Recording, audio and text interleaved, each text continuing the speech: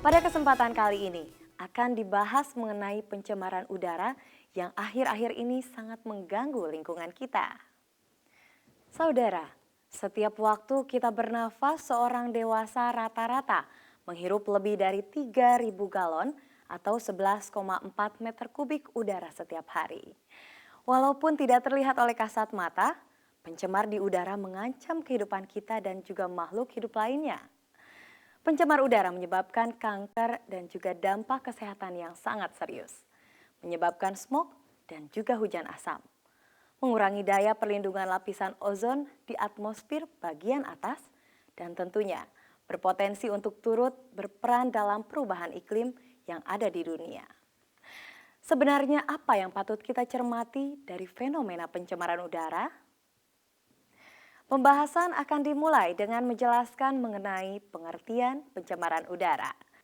Dalam hal ini, akan dijelaskan mengenai definisi pencemaran udara, komposisi udara, dan pembagian lapisan atmosfer, serta zat-zat pencemar udara.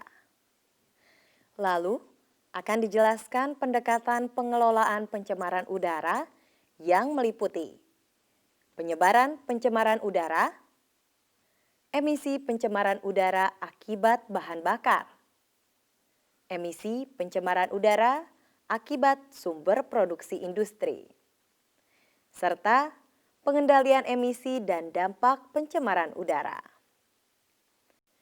Selanjutnya adalah penjelasan mengenai pengendalian emisi dan dampak pencemaran udara yang meliputi konsep dasar pengelolaan limbah gas, teknologi pengelolaan limbah gas, perubahan iklim sebagai dampak pencemaran udara, dan global warming sebagai dampak perubahan iklim.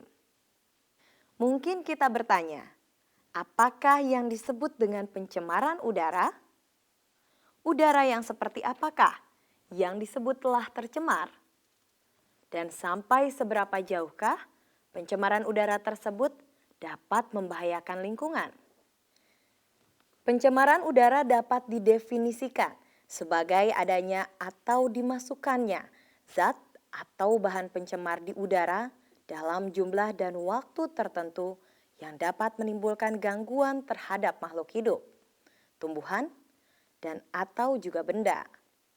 Dengan demikian, bila udara tercemar, maka komposisi campuran gas akan berubah sesuai dengan gas yang masuk dalam udara.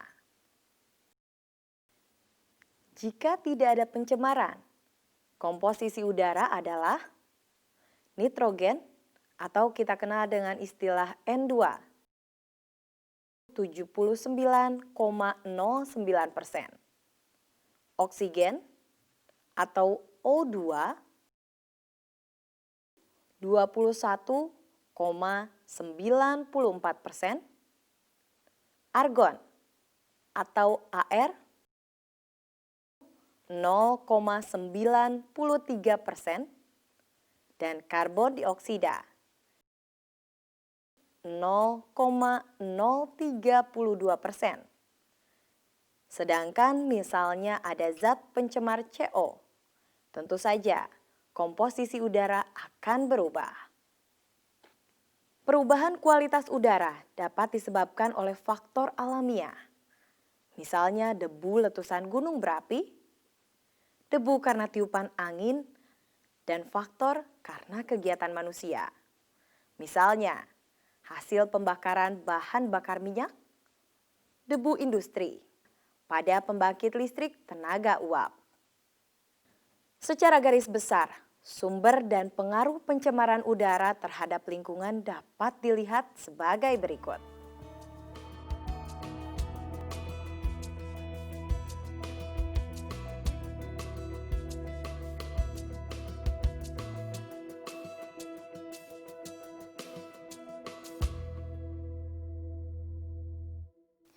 Sebenarnya, bagaimanakah pencemaran udara di atmosfer?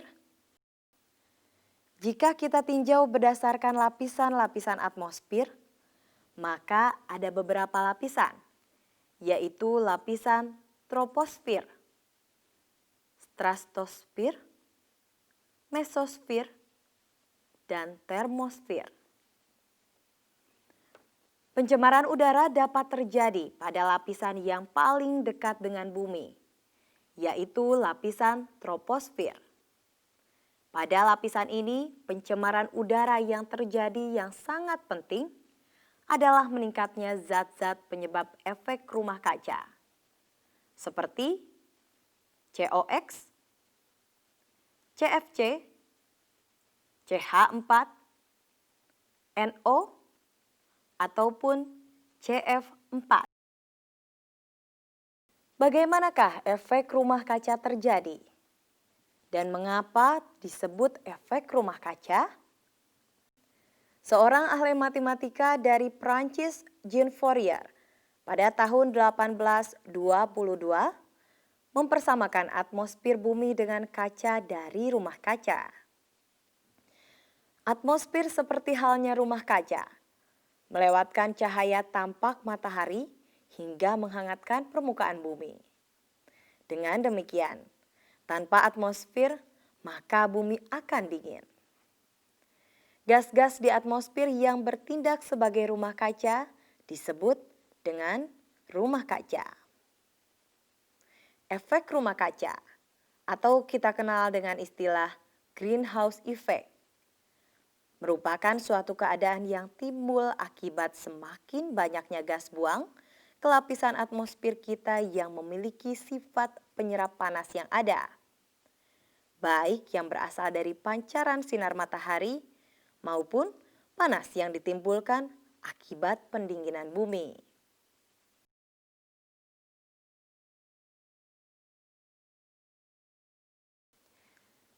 Selain dapat menyebabkan efek rumah kaca, zat-zat pencemar udara tersebut dapat pula mengganggu kesehatan manusia.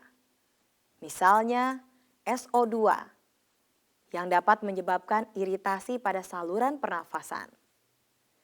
Serta CO dapat berikatan dengan hemoglobin sehingga menyebabkan fungsi darah sebagai transfer oksigen akan berkurang.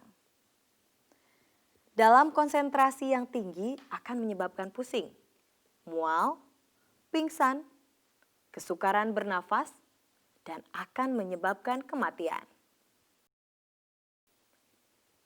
Pencemaran NOx dapat menyebabkan infeksi saluran pernafasan serta partikulat atau debu yang dapat menyebabkan penyakit paru-paru.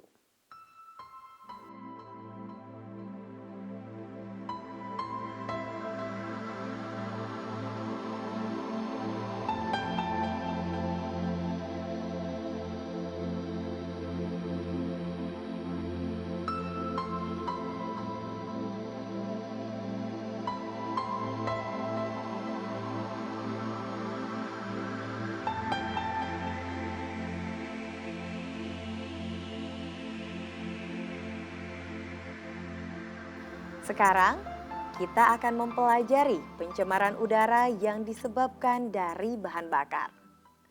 Seperti kita ketahui, pemakaian bahan bakar sebagai sumber energi telah mendominasi kegiatan industri di Indonesia. Tentu saja, pemakaian bahan bakar fosil ini akan memberikan dampak, yaitu emisi pencemar udara, di antaranya CO, hidrokarbon, NOx, partikulat, dan XOX. Sektor yang paling dominan dalam menyumbangkan emisi pencemar udara adalah transportasi. Besarnya kontribusi emisi pada sektor ini tidak saja ditentukan oleh volume lalu lintas dan jumlah kendaraan, tetapi juga oleh pola lalu lintas dan sirkulasinya dalam kota, khususnya di pusat kota dan juga perdagangan. Sering terjadinya kemacetan akan menyebabkan turunnya efisiensi penggunaan bahan bakar disertai dengan tingkat emisi yang jauh lebih besar, terutama untuk CO dan hidrokarbon. Lain halnya dengan emisi yang disebabkan oleh produksi industri. Sektor ini memberikan emisi yang terbesar untuk NOx, partikulat, dan yang terbesar adalah SOx. Hal ini disebabkan penggunaan bahan bakar dengan berat residu dan juga solar dalam jumlah yang besar. Adanya emisi SOx dan NOx ini dapat menyebabkan terjadinya hujan asam. Apa yang disebut hujan asam tersebut? Hujan asam merupakan istilah umum untuk menggambarkan turunnya asam dari atmosfer ke bumi. Sebenarnya turunnya asam dari atmosfer ke bumi bukan hanya dalam kondisi basah, tetapi juga kering. Sehingga dikenal pula dengan istilah deposisi atau penurunan atau pengendapan basah dan deposisi kering. Ketika hujan asam ini mengenai tanah, ia dapat berdampak buruk bagi tumbuhan dan juga hewan. Tergantung dari konsentrasi asamnya, kandungan kimia tanah, buffering capacity, atau kita kenal dengan istilah kemampuan air atau tanah untuk menahan perubahan pH, dan jenis tumbuhan atau hewan yang terkena. Meskipun industri dianggap sebagai sumber pencemaran udara, tetapi tidak semua industri mengeluarkan emisi pencemar. Ada industri-industri tertentu yang mengeluarkan pencemar yang sangat spesifik. Misalnya, industri semen akan memberikan pencemaran debu dalam intensitas yang tinggi akibat penggunaan bahan bakunya, ataupun industri serat rayon yang akan mengemisikan H2S yang timbul dari prosesnya. Lalu apa hubungan antara pencemaran udara dengan perubahan iklim dan global warming yang banyak dibicarakan saat ini? Global warming atau pemanasan global adalah meningkatnya suhu rata-rata permukaan bumi sebagai akibat meningkatnya jumlah emisi gas rumah kaca di atmosfer.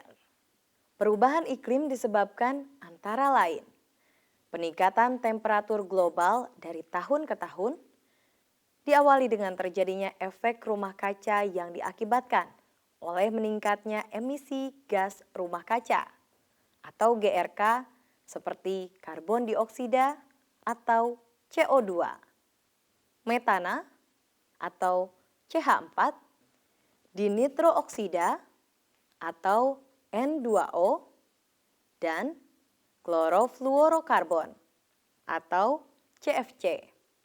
Sehingga energi matahari terperangkap di dalam atmosfer bumi.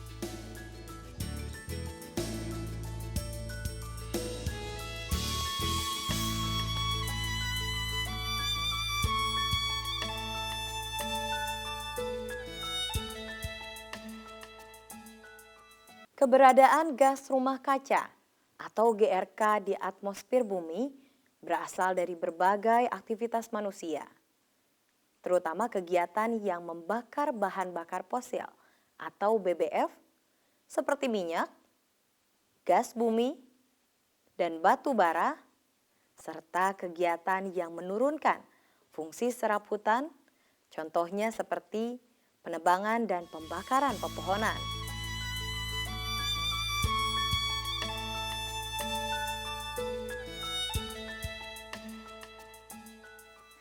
Sekarang, bagaimana dengan pengendalian emisi-emisi tersebut?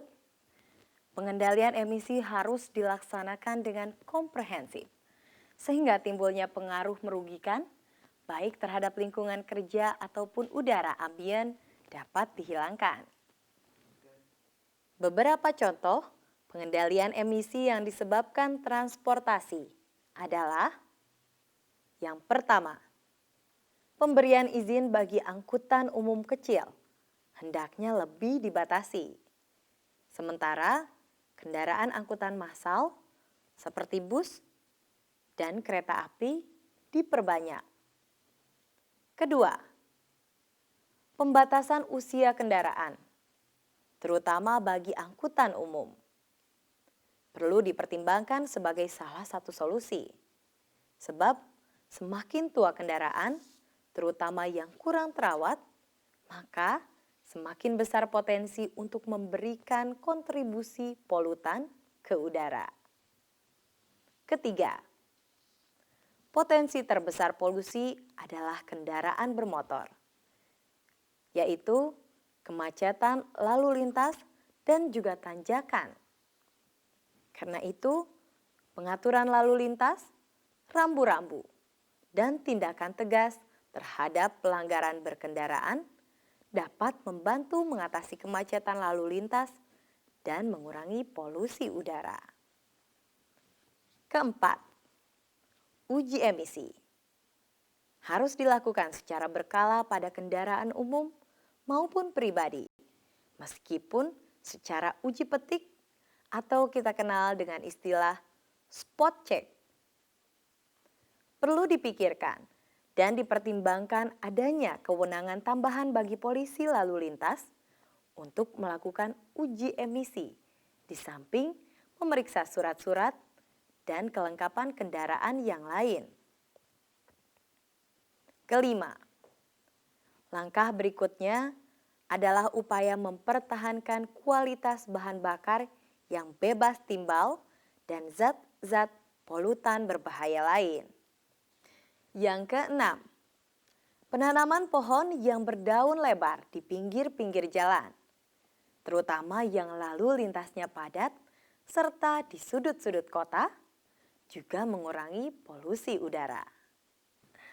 Selain akibat transportasi, yang harus diperhatikan pula pada pengendalian pencemaran udara adalah penetapan baku mutu udara ambien, baku mutu emisi, ambang batas emisi gas buang, baku tingkat gangguan, ambang batas kebisingan, baku mutu udara dalam ruangan, dan ISPU, atau kita kenal dengan istilah Indeks Standar Pencemaran Udara. Kedua, kawasan dilarang merokok. Ketiga, larangan pembakaran sampah. Bagaimana bila udara sudah tercemar? Dan bagaimana bila kita ingin memulihkan udara kembali? Nah, saudara sekalian, untuk pemulihan dapat dilakukan beberapa cara. Antara lain, yang pertama, pengembangan ruang terbuka hijau. Dan yang kedua, hari bebas kendaraan bermotor. Adanya ruang terbuka hijau akan memberikan dampak yang signifikan akan pengurangan pencemaran udara. Tanaman-tanaman tersebut dapat menyerap pencemar yang terdapat di udara. Sedangkan untuk hari bebas kendaraan bermotor atau Car Free Day, tentu saja akan mengurangi polusi yang disebabkan kendaraan tersebut. Hari bebas bermotor yang sudah dicanangkan pemerintah DKI Jakarta, yaitu pada setiap hari Minggu, sebaiknya tidak hanya di jalan protokol, tetapi dapat diperluas ke jalan lainnya. Saudara mahasiswa, sebagai penutup dari penjelasan mengenai pencemaran udara ini, maka harus diingat bahwa pencemaran udara seharusnya dapat dilihat dengan kacamata yang lebih makro, agar pengelolaan lingkungan menjadi cermin politik lingkungan suatu pemerintahan yang tentunya memiliki implikasi pada aspek sosial dan ekonomi masyarakat. Kita harus dapat menjaga lingkungan kita, agar kita dapat mewariskannya kepada generasi yang akan datang. Baiklah saudara mahasiswa, sampai berjumpa kembali pada program berikutnya.